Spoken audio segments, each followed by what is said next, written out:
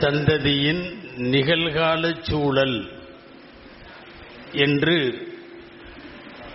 காலத்தால் கருத்திலே கொள்ள வேண்டிய, குறிப்பாக அடுத்த தலைமுறையின் செவிகளுக்கு சென்று போய் சேர்க்க வேண்டிய ஒரு நல்ல தலைப்பில் ஒரு குறுகிய நேரத்தில் உங்களோடு சில செய்திகளை மாத்திரம் உங்கள் செவிகளுக்கு தந்து விடைபெற ஆசிக்கிறேன். அல்லாஹுவிடத்திலே துஆ செய்கிறேன். எல்லாம் வல்ல அல்லாஹு ஜல்ல ஷானுஹு தஆலா பயன் தரும் விஷயங்களை பேசவும் நாம் கேட்கவும் தொடர்ந்து அது குறித்து சிந்திக்கவும் வரும் நாட்களிலே செயலாற்றவும் அல்லாஹ் அருள் புரிவானாக. ஆமீன்.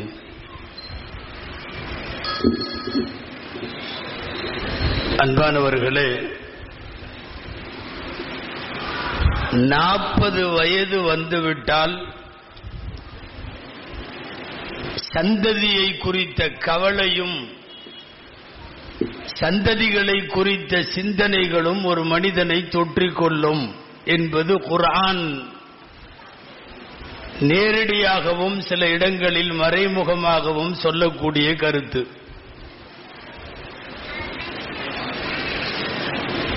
அடுத்த சந்ததியை பற்றிய கவலை எப்போதும் எல்லாருக்கும் உண்டு என்றாலும் 40 வயசான உடனே நம்ம சந்ததி என்ன ஆகுங்கிற கவலை எல்லாத்துக்கும் வந்துருமாமா. அல்லாஹ் சொல்லுகிறான், ஹத்தா இதா பலக 40 சனா, 40 வயசு வந்துருச்சுன்னா துஆ செய்ய துவங்குவார்கள் என்று துஆக்களை வரிசைப்படுத்துகிறான் குர்ஆனில். ரப்பி அவுஸிஅனி அன் அஷ்குர நிஅமத்தக அல்லதீன்னு சொல்லிட்டு அந்த துஆ இப்படி முடிகிறது, அஸ்லிஹ் லீ ஃபீ ذُرِّيَّتِي இன்னி துப்து இலைக வ இன்னி மினல் முஸ்லிமீன். 40 வயதாகிற போது துஆ செய்கிறான். என்ன துஆ? அஸ்லிஹ் லீ ஃபீ ذُرِّيَّتِي, என் சந்ததியை சீராக்கி கொடு என்று கேட்கிறான். சந்ததியை சீராக்கி கொடுக்க சொல்லி பிரார்த்தித்த பெருமக்கள் நிறைய பேர் குர்ஆனிலே அந்த வரலாறுகள் நிறைய இருக்கிறது.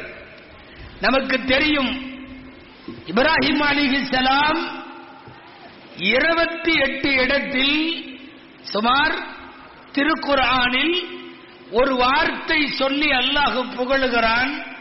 28 இடமும் அந்த வார்த்தை வருகிறது. என்ன தெரியுமா? மக்கான மினல் முஷ்ரிகீன், அவர் ஒருபோதும் இணை வைப்பவர் அல்ல. மக்கான மினல் முஷ்ரிகீன் என்று இப்ராஹிமுக்கு சொல்லது 28 இடம். பல்வேறு இடங்களில் மக்கான மினல் முஷ்ரிகீனுடைய இன்னொரு பரிணாமத்தை சொல்லுகிறான், ஹனீஃபம் முஸ்லிமா. ஹனீஃபா என்றால் பியூர் முஸ்லிம் என்று பொருள். பியூர் முஸ்லிம், பரிசுத்த முஸ்லிம், எந்த பக்கமும் சாயாமல் உறுதியான தௌஹீதில் நிலைத்திருந்த ஒரு பெருமகன் இப்ராஹிம் அலைஹிஸ்ஸலாம் தங்களுடைய சந்ததியாக இருக்கிற இஸ்மாயில் அலைஹிஸ்ஸலாமை அழைத்து கொண்டு போய் கஅபத்துல்லாவிலே நிற்க வைத்துவிட்டு அவர்கள் கேட்கிற துஆ குர்ஆனிலே இடம்பெறுகிறது, வஜ்னுபுனி வபனிய அன் நஅபுதல் அஸ்னம். இணை வைக்கவே மாட்டாரு. அவர் பியூர் முஸ்லிம்னு சொல்ற இப்ராஹிம் அலைஹிஸ்ஸலாம் என்ன கேட்கிறாங்க தெரியுமா? என்னையும் என் மகனையும் விக்கிரக வழிபாடுகளிலிருந்து யா அல்லாஹ் நீ தவிர்த்து வை, நீ காப்பாற்றி கொடுன்னு கேட்கிறாங்க. இணை வைப்பின் பாசமே இல்லாத நபர்கள் கூட சந்ததியை குறித்த கவலை வந்திருக்கிறது. அந்த பியூர் முஸ்லிமுக்கே வந்திருக்கிறது என்றால் சாமானியர்களாகிய நாமெல்லாம் எம்மாத்திரம்? இபாதுர் ரஹ்மான் என்று சொல்லக்கூடிய இறை அடியார்கள், நேசர்கள், ஆன்மீக பாட்டையின் பெருமக்கள் கேட்ட துஆ நமக்கு தெரியும். ஹப்லனா மின் அஸ்வாஜினா வ துர்ரியாத்தினா குர்ரத அயுன். எங்கள் மனைவிமார்கள், எங்கள் சந்ததிகள் கண்குளிர்ச்சியாக ஆக்கிவை. கண்குளிர்ச்சி எப்போது கிடைக்கும்? அவன் மார்க்க நெறிப்படி வாழுகிற போது கிடைக்கும். சந்ததி சரியாக பயணிக்கிற போது கிடைக்கும். தன் மகனை சான்றோன் என கேட்ட தாய் என்று சொல்லுகிற போது கண்குளிர்ச்சி வரும். நிறைய சொல்லிக் கொண்டு போகலாம். அதே ஹஜ்ரத் இப்ராஹிம் அலைஹிஸ்ஸலாம் கேட்டது போல் வமின் ذُرِّيَّتِي ரப்பி ஜஅல்னி முகீமஸ் ஸலாத்தி வமின் ذُرِّيَّتِي. நான் தொழுதால் அல்ல, என் தொழுகை அல்ல, என் சந்ததியும் தொழுக வேண்டும். சந்ததியை குறித்த கவலை நிரம்பி வழிந்த நபிமார்களின் நல்லோர்களின் சொற்கள் எல்லாம் திருக்குர்ஆன்ல இருக்கு. ஒருத்தர் போனதுக்கு பின்னாடி அவர் சந்ததி நினைச்சா சரியில்லைன்னா குடும்ப மானத்தை பூரா கப்பலேத்திரும். ஸல்லல்லாஹு அலைஹி வஸல்லம் கேட்டதாக ஒரு துஆ இருக்கிறது. என்ன துஆ தெரியுமா? யா அல்லாஹ், நான் உன்னிடத்திலே பாதுகாப்பு தேடுகிறேன். மின் இம்ராஅத்தின் துஷய்யிபுனி கபுலல் மஷீப். நரை வருவதற்கு முன்னாலேயே என்னை நரைக்க செய்கிற மனைவியை விட்டும். நரை வருவதற்கு முன்னாலேயே என்னை நரைக்க செய்திடுகிற மனைவியை விட்டும். வலதின் யகூனு அலைய வபாலா. எனக்கு முசீபத்தாய் அமைந்து விடுகிற பிள்ளைகளை விட்டும் நான் பாதுகாப்பு தேடுகிறேன். இந்த ஃபர்ஸ்ட் கண்டென்ட் ஓரளவு நமக்கே புரியுது. நரை வர்றதுக்கு முன்னாடியே நிறைய பேர் நரையோட தான் சுத்துறாங்க. ஆமா, நாமளா வெளியே சொல்லிக்கிறோம் இளநரை, அது சின்ன வயசுல வருதுன்னு. ஆனா நரைக்கு வீட்டில் இருக்கிற அவர்களும் ஒரு காரணம். சரி, அடுத்த வரிதான் கவனத்திற்குரியது. என்னன்னா, வலதின் யகூனு அலைய வபாலா. எனக்கு முசீபத்தாய் அமைத்து விடுகிற குழந்தையை விட்டும் நான் சந்ததியை விட்டும் பாதுகாப்பு தேடுகிறேன் என்கிறார்கள். வாழ்வாக்கு வாழ்ந்த குடும்பத்தை, புகழோடு வாழ்ந்த பாரம்பரியத்தை கெடுத்து குட்டிச்சவராக்க அடுத்த சந்ததியின் சில மனிதர்கள் போதும் அந்த பெருமை முழுக்க கெட்டுவிடும். அன்பானவர்களே, நாம் இன்றைக்கு இருக்கிற சந்ததியிடம், நாளைய தலைமுறை, ஆனால் இன்றைக்கே வளர்ந்து கொண்டிருக்கிற அந்த தலைமுறைக்கு அழுத்தமாக சில விஷயங்களை சொல்ல வேண்டும். குறிப்பாக 3 செய்திகள் இந்த தலைமுறைக்கு அழுத்தமாய் குர்ஆன் சொல்லுகிற செய்திகள் பதிய வைக்க வேண்டும். 1வது செய்தி, நீங்கள் சார்ந்திருக்கிற மார்க்கம், நாம் சார்ந்திருக்கிற மார்க்கம் உலகத்தில் எல்லா சமயங்களை விட இது சிறந்தது. காரணம், இதை கண்டுபிடித்தது நாம் அல்ல. இஸ்லாமை கண்டுபிடித்தது மனிதன் அல்ல. இஸ்லாமை கண்டுபிடித்தது இசங்களை சொன்னவர்கள் போல் கம்யூனிசமோ கேபிட்டலிசமோ இப்படியெல்லாம் கண்டுபிடிக்கப்பட்டதல்ல. இஸ்லாம் ரப்பால் தோற்றுவிக்கப்பட்டது. இஸ்லாமை ஏற்படுத்தியவன், இஸ்லாமிய விதிகளை நிர்ணயித்தவன், அதன் சட்ட விதிகளை குறிப்பிட்டவன் ரப்புல் ஆலமீன். ஆக உயர்ந்த மார்க்கத்தில் நான் இருக்கிறேன் என்பதை அடுத்த தலைமுறைக்கு ஆணித்தரமாக பதிவு செய்ய வேண்டும். இது 1. 2வது செய்தி, நம்முடைய பாடம் கைருல் ஹதியு முஹம்மதின் ஸல்லல்லாஹு அலைஹி வஸல்லம். இந்த உலகத்தில் யாருடைய வழிகாட்டுதலையும் விட எம்பெருமானார் முஹம்மது ஸல்லல்லாஹு அலைஹி வஸல்லம் அவர்கள் வழிகாட்டியாக இருப்பது போல் உலகத்தில் எந்த வழிகாட்டியும் இல்லை. ஒப்பாரும் மிக்காரும் இல்லாத ஒரே தலைவர் எம்பெருமானார் ஸல்லல்லாஹு அலைஹி வஸல்லம். உலகத்திலே 10,000 ஆண்டுகளாக தோன்றிய நான் நபிமார்கள் உட்பட சொல்லுகிறேன், யாரும் பெருமானாரை போல இல்லை. அவர்கள் வாழ்ந்து வழிகாட்டியதை போல் எந்த வழிகாட்டலும் இல்லை. எனவே ஆகச் சிறந்த மார்க்கம் நம்முடையது.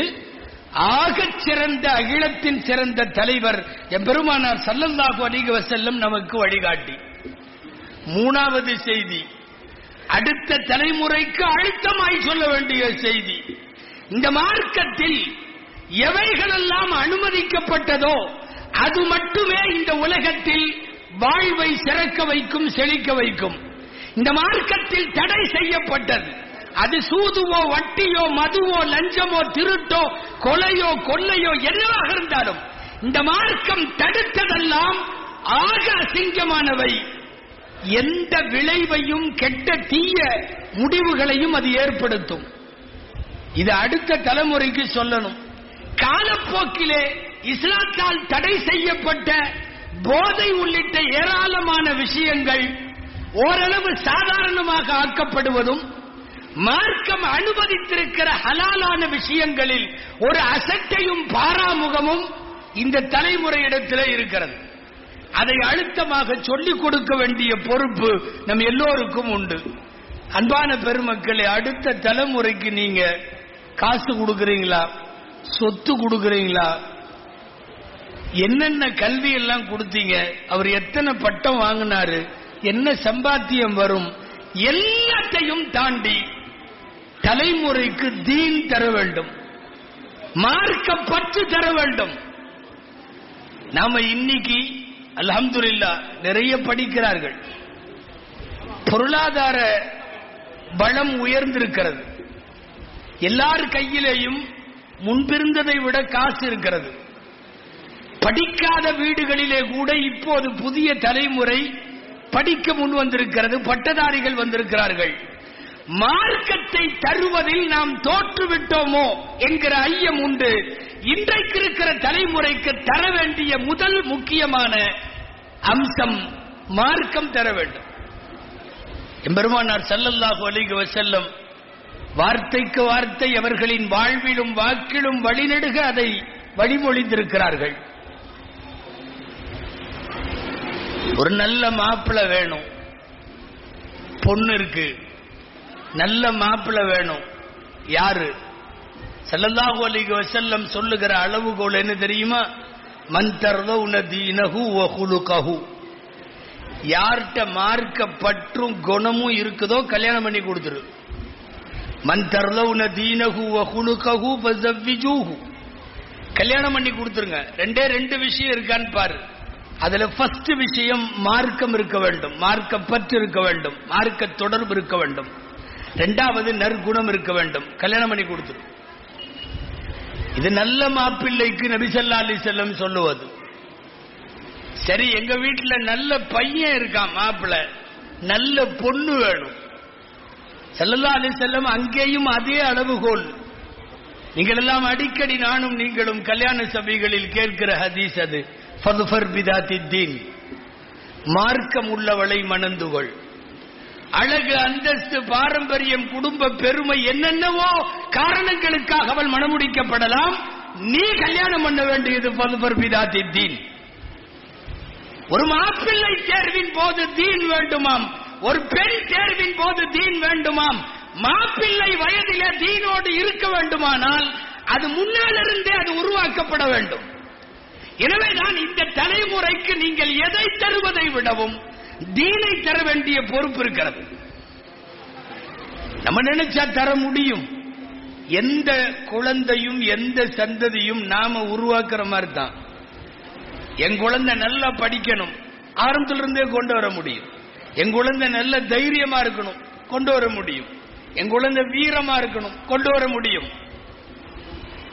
ஒரு சிற்பி சிலை செய்வது போலத்தான் நம் கையில தரப்பட்டிருக்கிற அடுத்த தலைமுறை. அப்துல்லா இப்னு ஜுபைர் ரலியல்லாஹு அன்ஹு சஹாபி இருந்தாங்க. அப்துல்லா இப்னு ஜுபைர் ரலியல்லாஹு அன்ஹு அவங்க அம்மா அத்தா ரெண்டு பேத்துக்குமே ஆசை என்ன தெரியுமா? அவங்க உம்மா வாப்பாக்கு யாருக்கும் பயப்படாம நம்ம குழந்தைய வளர்க்கணும். பிறந்த உன்ன கொண்டு வந்து வச்சது ரசூலுல்லாஹ் மடியில. உங்களுக்கு தெரியும் அவங்க வாப்பா உம்மா யாரு தெரியுமா? ஜுபைர் ரலியல்லாஹு அன்ஹு, நபிகளாரின் வலதுகரம். அவங்க தான் தகப்பனார். தாயார் யாரு? அஸ்மா ரலியல்லாஹு அன்ஹா, அபூபக்கர் ரலியல்லாஹு அன்ஹுடைய மகள். ஆயிஷா அம்மாவுக்கு 10 வருஷம் மூத்தவங்க. அழகான தம்பதி அஸ்மா ஜுபைர் ரலியல்லாஹு அன்ஹுமா. அவங்களுக்கு பிறக்கிற குழந்தை அப்துல்லா. புருஷனும் பொண்டாட்டியும் மனைவியும் கணவனும் என்ன முடிவு எடுக்கிறாங்க தெரியுமா? கொஞ்சம் கூட பயம் இல்லாத ஒரு குழந்தையா என் குழந்தை வளரணும். காலையில ஃபஜ்ருக்கு முன்னாடியே 4 மணிக்கெல்லாம் அந்த காலத்துல பெண்கள் சுய தேவையை நிறைவேற்ற காடுகளுக்கு செல்வது வழக்கம்.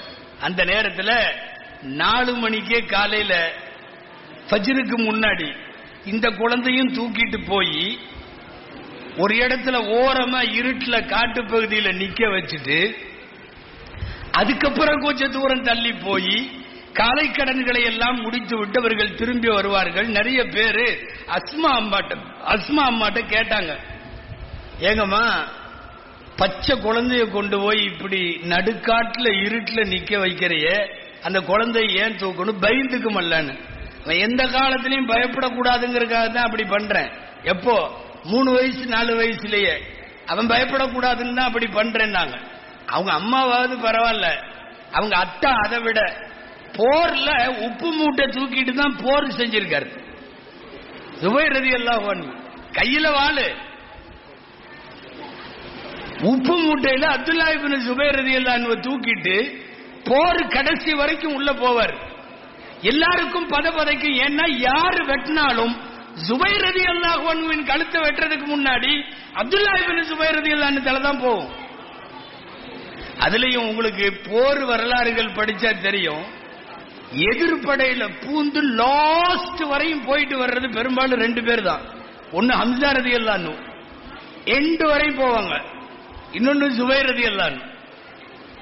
நம்மள சில பேர் கபடி கபடி கபடின்னு இப்படி திரும்பி வந்துருவான், அந்த கோட்டுக்கு கூட போக மாட்டான். பார்த்திருக்கீங்கல்ல, சில பேர் தான் துடிவா என்ன பண்ணுவான்னா லாஸ்ட் கோடு வரையும் போய் ஒரு ரவுண்ட் அலசி விட்டுட்டு கைக்கு சிக்காம வெளியே வர்றது உண்மையான கபடி வீரர்கள்.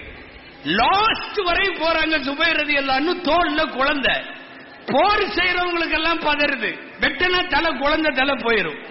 ஜுபைர் ரலியல்லாஹு அன்ஹு சொன்னாங்க, எந்த யுத்தத்தை பார்த்தும் என் பையன் பயப்படக்கூடாது, போய் அப்படியெல்லாம் போர் செஞ்சோம். உண்மையாலுமே அப்படிதான் வந்தார். அவருக்கு கொஞ்சம் பெருசானதுக்கு அப்புறம் சிறுவரா விளையாண்டு இருந்தார் ரோட்ல. உமர் ரலியல்லாஹு அன்ஹு வர்றாங்க, அப்ப அவங்க கலீஃபா பார்த்த உடனே எல்லா பையனும் ஓடிட்டான், கூட இருந்த பசங்க பூரா ஓடிட்டாங்க. இவர் மட்டும் அப்படி நின்னார். உமர் ரலியல்லாஹு அன்ஹு வர்றாங்க. உமர் ரலியல்லாஹு அன்ஹுக்கே சிரிப்பு, இவன் தைரியமா அவன் மட்டும் நிக்கிறான் பாரு. எல்லாரும் ஓடி போயிட்டு உமர் பார்த்த உடனே எல்லாரும் ஓடியாச்சா. வந்த உடனே சிரிப்பை மறைச்சுக்கிட்டு கொஞ்சம் மிரட்டுற துணியிலேயே கேட்டாங்க அப்துல்லா இப்னு ஜுபைர்ட்ட, ஆமா எல்லாரும் ஓடினாங்கல்ல, நீ மட்டும் இங்கேயே நிக்கிற அப்படின்னாங்க. அப்துல்லா இப்னு ஜுபைர் பதில் சொன்னாங்க, 2 வரி அழகான பதில். லம் யகுனி தரீகு ضيقا ولست مجرما. ரோடு ஒன்னும் குறுகலா இல்ல நான் ஒதுங்கி ஓடுறதுக்கு. அப்படின்னா என்ன அர்த்தம்? ரோடு விசாலமா இருக்கு, நீங்க அப்படி போங்க, நான் இப்படி நிக்கிறேன்னு அர்த்தம். அடுத்த வரி சொன்னாங்க, லஸ்து முஜ்ரிமன்னா என்ன அர்த்தம்னா, உங்களை பார்த்து பயந்து ஓடுறதுக்கு நான் குற்றவாளி இல்ல. குற்றவாளியா இருந்தா உமரை பார்த்த உடனே ஓடிடுவாங்க. நான் முஜ்ரிம் அல்ல, நான் குற்றவாளி இல்லை, எனவே ஓட வேண்டிய அவசியம் இல்லை. சரி கொஞ்சம் நகரலான்னா பாதை ஒண்ணு அவ்வளவு குறுகலா இல்ல, விசாலமான பாதை. உமர் ரலியல்லாஹு அன்ஹு சொல்லுவாங்க, ஜுபைர் மகன் அப்படித்தான் பேசுவாரு. என்னன்னா வளர்ப்பும் வார்ப்பும் அப்படி.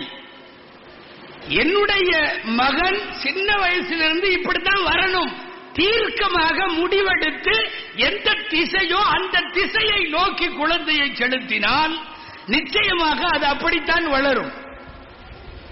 என் மகன் கல்வியில் மேம்பட வேண்டும், என் மகன் சமூக சேவையில் மேம்பட வேண்டும், என் மகன் அவையத்து முந்தி இருக்க வேண்டும், பெரியவர்களால் பாராட்டப்பட வேண்டும். இது எல்லாமே இன்றைக்கு இருக்கிற தலைமுறையிடத்தில் நாம ஒரு சேலஞ்ச் வைத்துக் கொண்டு செய்ய வேண்டிய வேலைகள். ஆனா நாளைய தலைமுறையினுடைய இன்றைய எப்படி இருக்கிறாங்கன்னு யோசிச்சாவே கஷ்டமா இருக்கு, பெரிய சவால். இன்னைக்கு பசங்களை பிள்ளைகளை வளர்த்து எடுக்கிறதுங்கிறது பெரிய சவால். அதாவது மது குடிக்கிறானா, கஞ்சா குடிக்கிறானா, லவ் பண்றானா, சினிமாவுக்கு போறானா, இதெல்லாம் தாண்டி டோட்டலாக அடுத்த தலைமுறை அத்தனை பேரும் ஒரு விஷயத்துல கரெக்டா இருக்கான். என்ன தெரியுமா? ஆன்லைன் அடிமைகளா இருக்கிறான்.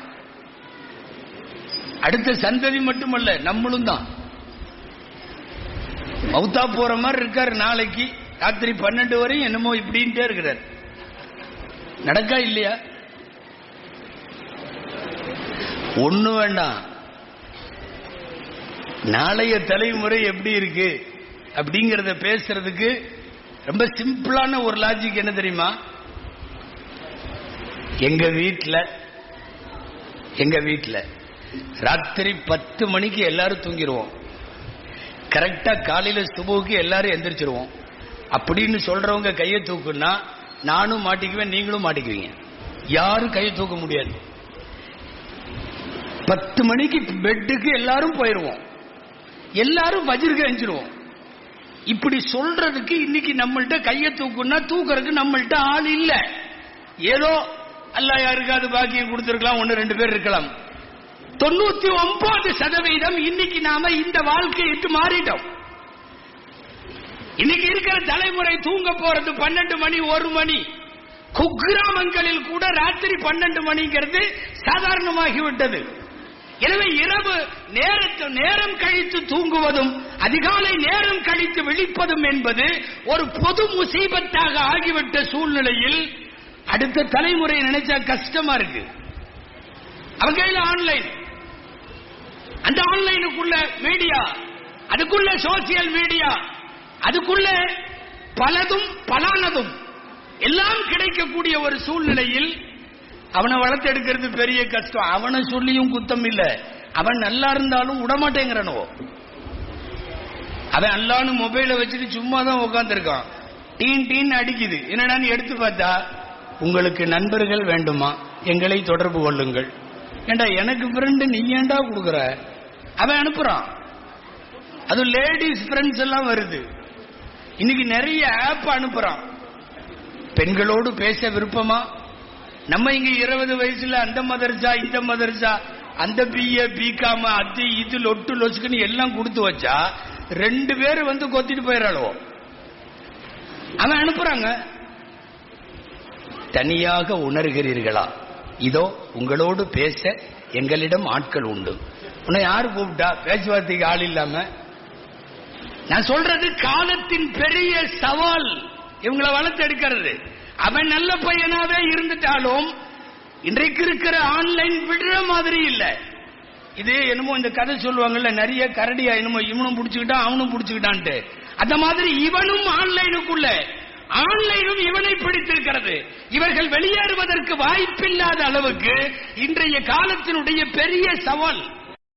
இந்த பிஞ்சு பிசிறு வஞ்சு குஞ்சு வாண்டெல்லாம் வந்து இன்ஸ்டால உட்காந்துருக்கு. பூரா இன்ஸ்டா. 6th படிக்கிறான், 7th படிக்கிறான்.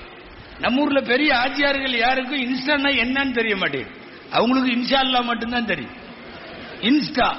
அவன் 6வது படிக்கிறான், 7வது படிக்கிறான், என்னென்னமோ போடுறான், என்னென்னமோ இருக்கான். நீங்கெல்லாம் இன்ஸ்டால இல்லையா அப்படின்னா நம்மளை என்னமோ அறியாமை காலம் மாதிரி பாக்குறான். பாவம் பாவம் இப்படி ஆயிட்டாங்களே. ஆன்லைனுடைய அடிமைத்தனத்தில் இருக்கிற இன்றைய தலைமுறையின் எதிர்காலத்தை நினைக்கிற போது கவலையா இருக்கு. 12 மணி 1 மணி வரை பேசுறாங்க ராத்திரி. என்ன பண்ற என்ன பண்ற என்ன பண்ற திரும்ப திரும்ப கேட்கிறான். அவ என்ன பண்றாளோ தெரியல.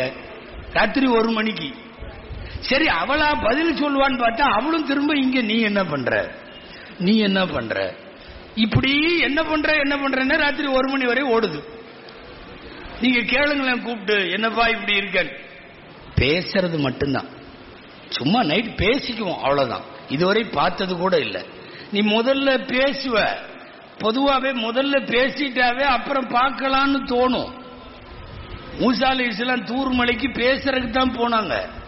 பேசின உடனே டாபிக்கை மாத்திட்டாங்க. என்ன தெரியுமா? அரினல்லாக ரப்பி அரிணி கை ரப்பி அரிணின்னாங்க. என்ன கொஞ்சம் காட்டு பாத்துக்கிறேன். என்னன்னா ஃபர்ஸ்ட் பேச்சு தான் ஆரம்பிச்சது. பேசின உடனே லவ் ஆயிடுச்சு. நான் சொல்றது மூசாவுக்கும் அல்லாவுக்கும். உடனே என்னன்னா பார்க்கணுங்கிறாங்க. காலலன் தராணி பார்க்கலாம் முடியாது, பேசிட்டு இருக்கிறது மட்டும்தான். லன் தரானின்ட்டான். இன்னைக்கு லன் தராணி மாதிரி எல்லாம் பிள்ளைங்க இல்ல, அதுக்கு ஓப்பனா இருக்கு, ரெடியா இருக்கு பேசுவதற்கு. அடிக்கடி சொல்றது உண்டு, நாமளும் வளர்க்கிறோம். குரான் ஓதி கொடுத்து அதை பண்ணி இதை பண்ணி ஆலிமாவாயாச்சு முபல்லிகாவாயிருச்சு. எங்க ஊர்ல அப்படி ஓதி இருக்கு இப்படி ஓதி. தாய்மார்கள்லாம் வந்திருக்காங்க, நான் பார்த்தேன். அந்த பக்கம் நிறைய உட்காந்துருக்காங்க. அதனால அவங்களுக்கு சொல்ல வேண்டியது இருக்கு. ராத்திரி 1 மணிக்கு இந்த புள்ள யாருக்கோ சலாம் சொல்லுது. அவன் வலைக்கும் சலாம்னு பதில் அனுப்புறான். ஏமா ராத்திரி 1 மணிக்கு என்னமா பெட்ஷீட்டுக்குள்ள லைட் எரியுது? ஆலிமாங்கிறாங்க முபல்லிகாங்கிறாங்க. நீ 1 மணிக்கு என்ன ஆன்லைன்ல பயானா கேட்டுட்டு இருக்கிற? இல்ல ஒரு ராத்திரி 1 மணிக்கு ஏதாவது கிராத்து கேட்டுட்டு இருக்கிறியா? அன்பானவர்களே, இந்த அடிமைத்தனத்திலே சிக்குண்டு இருக்கிற இந்த நிகழ்காலம் அடுத்த தலைமுறைக்கு வருகிற போது எப்படி இருக்குமோ என்கிற பெரிய பயம்.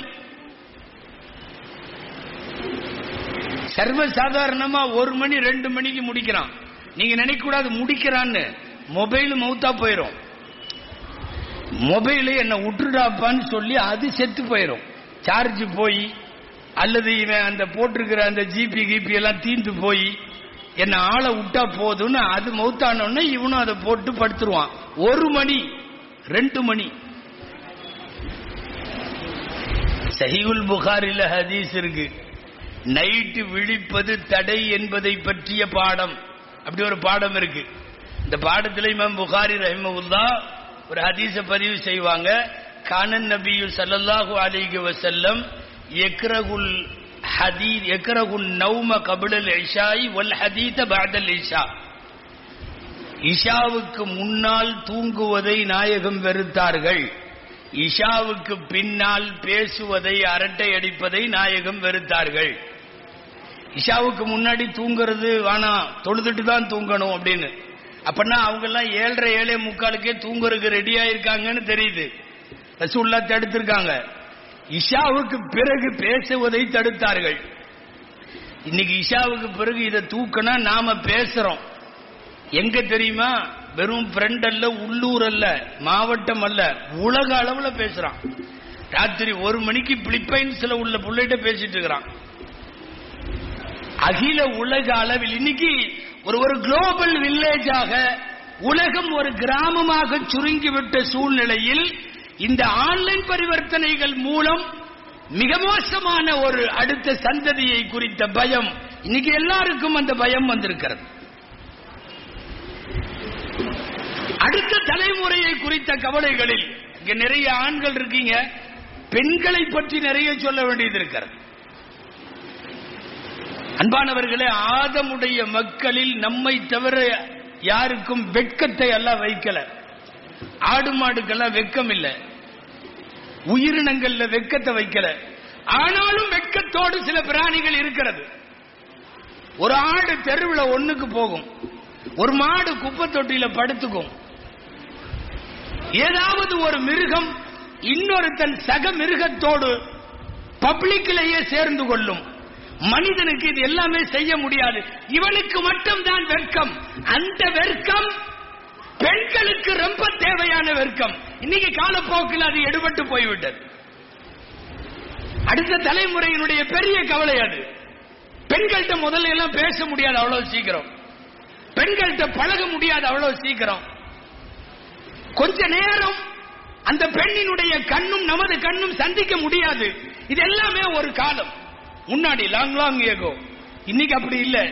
பேச்சில வெட்கம் இல்லை, பார்வையில வெட்கம் இல்லை, பழகுவதில வெட்கம் இல்லை, பயணிப்பதில வெட்கம் இல்லை, கலந்துரவாடுவதில வெட்கம் இல்லை.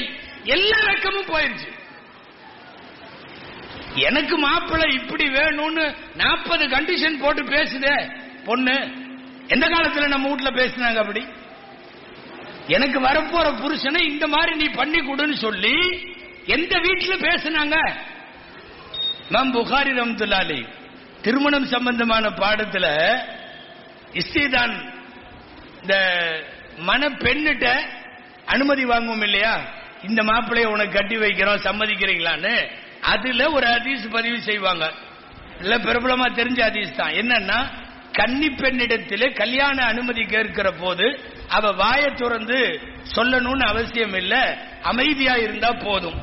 இதுக்கு தனியா தலைப்பு போடுறாங்க இமாம் புகாரி, இத்னுஹா சுமாத்துஹா. அந்த பெண் மௌனமாக இருப்பதே அனுமதியாகும்.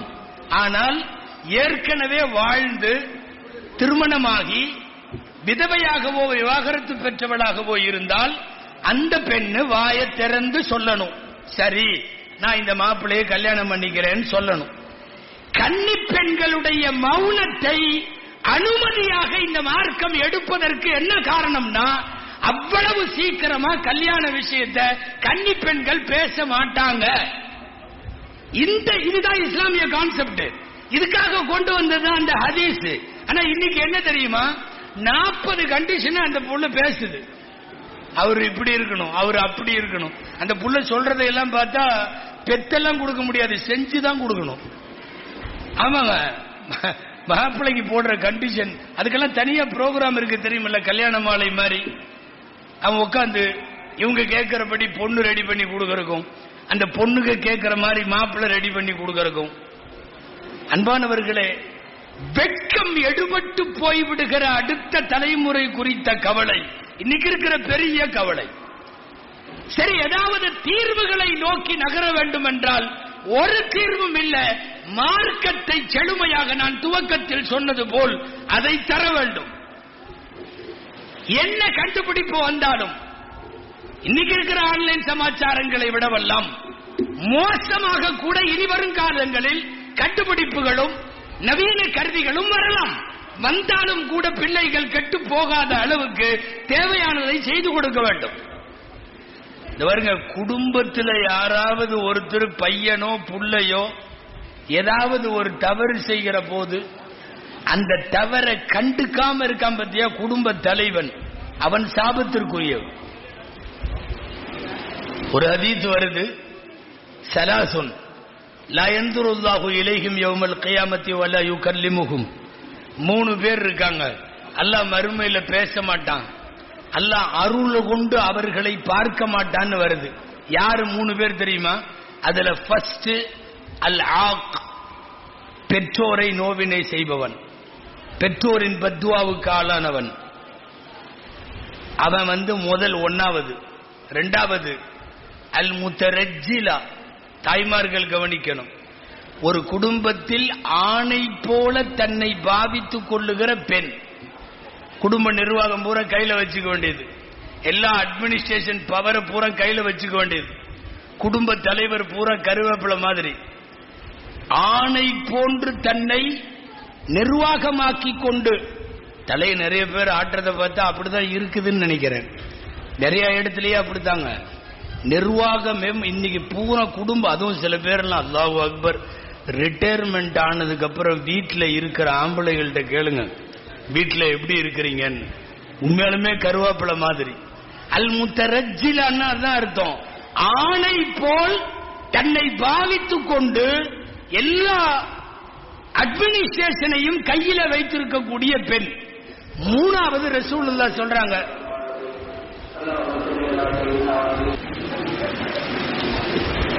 பெற்றோரை நோவினை செய்பவன் 1, ஆணை போல எல்லா விதமான நிர்வாகத்தையும் கையில வைத்துக் கொண்டு செயல்படக்கூடிய பெண் 2.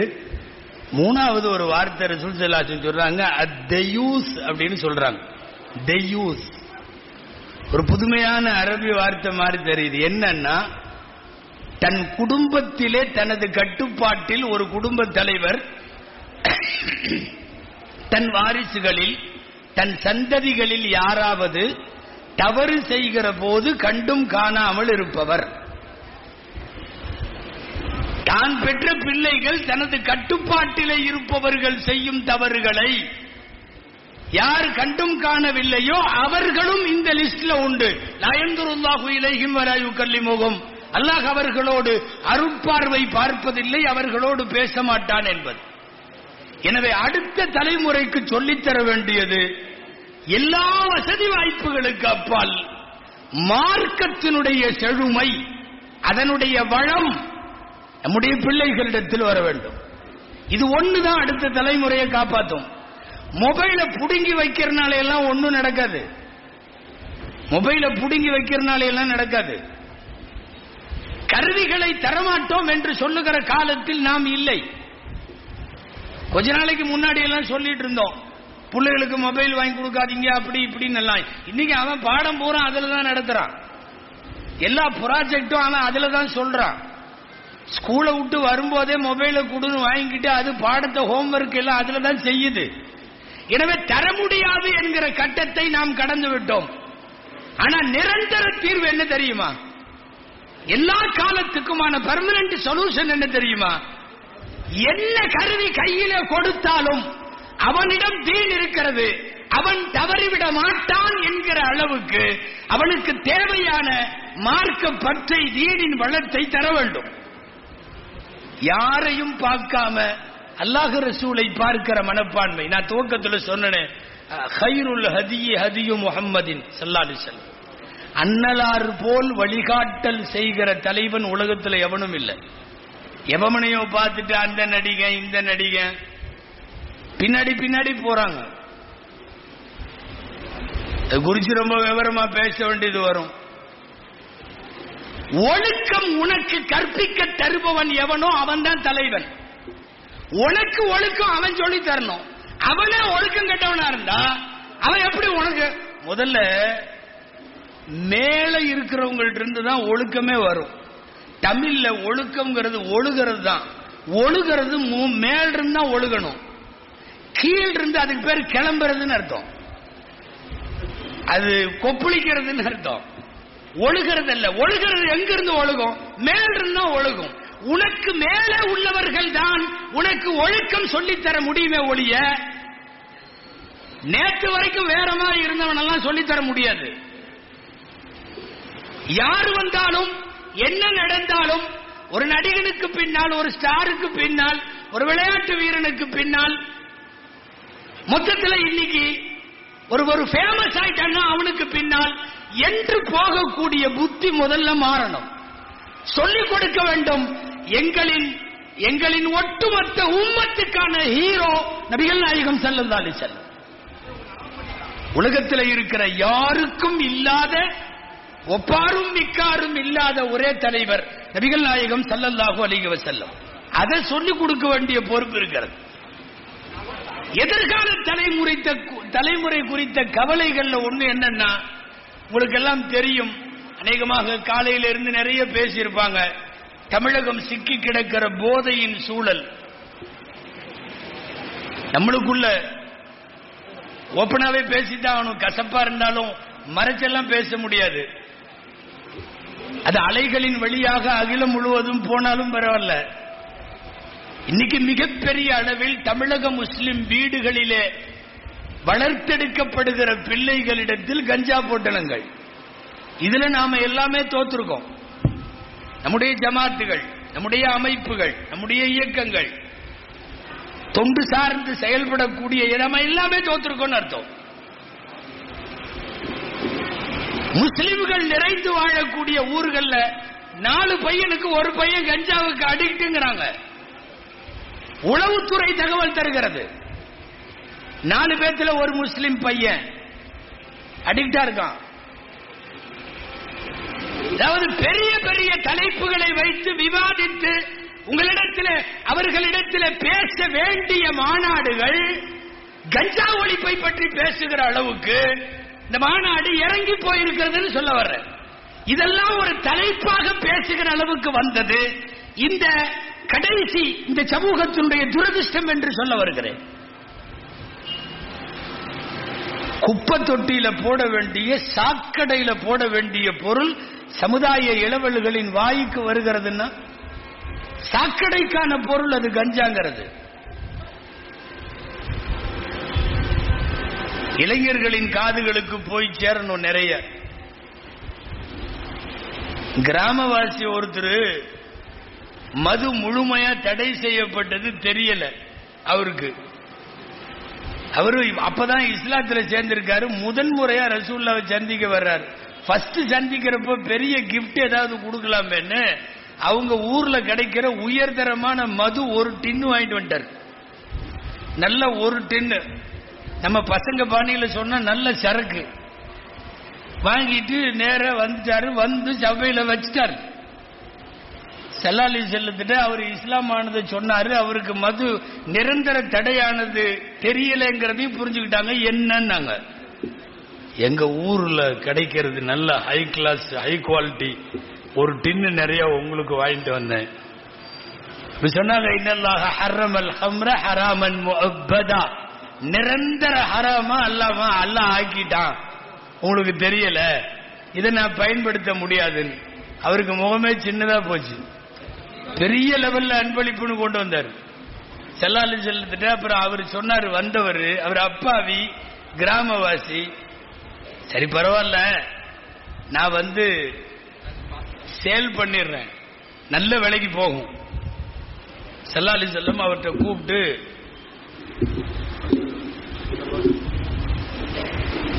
ட்ரெயின் பக்கத்துல வந்துருச்சு முடிங்கன்னு சொல்றாங்க. அன்பானவர்களே, வித்தர்னர் சல்லாசி சொன்னாங்க, குடிப்பதை ஹராமாக்கிய இறைவன் விற்பதையும் ஹராமாக்கி இருக்கிறார். எந்த பொருள் எல்லாம் நாம சாப்பிடக்கூடாதோ அதை விற்க முடியாது. அதனுடைய விற்பனையும் ஹராம் தான். ரொம்ப முகம் சின்னதா போச்சு. சை முஸ்லிம்ல இருக்கு இந்த ஹதீஸ், முஸ்னத் அஹ்மதுலயும் இருக்கு. அப்போ ஸல்லல்லாஹு அலைஹி வஸல்லம் அவர் சொன்னாரு, நீங்களும் எடுத்துக்க மாட்டீங்க, யாருக்கும் விற்கவும் கூடாது. பரவாயில்ல, எனக்கு யகூதிகள்ல ஒரு ஃப்ரெண்ட் இருக்கார், யகூதிகள்ல எனக்கு தெரிஞ்சவங்க இருக்காங்க, நான் அவனுக்கு கிஃப்டா அன்பளிப்பா கொடுத்துறேன். ஸல்லல்லாஹு சொன்னாங்க, உன்ன தடை விதித்தவன் அன்பளிப்பையும் தடை விதித்திருக்கிறார். நாமளே இப்போ ஒன்னில பன்றி இறைச்சி நாம சாப்பிடக்கூடாது, நான் வாங்கி மற்றவனுக்கு கொடுக்கலாமா? மது நம்ம மற்றவனுக்கு வாங்கி கொடுக்கலாமா?